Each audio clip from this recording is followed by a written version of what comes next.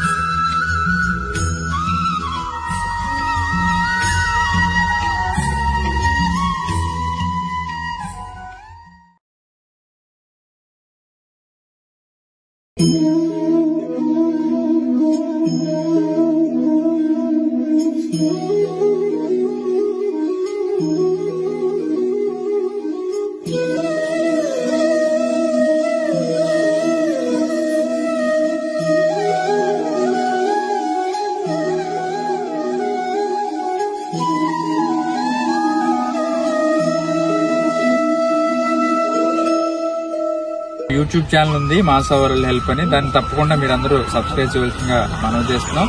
Please subscribe.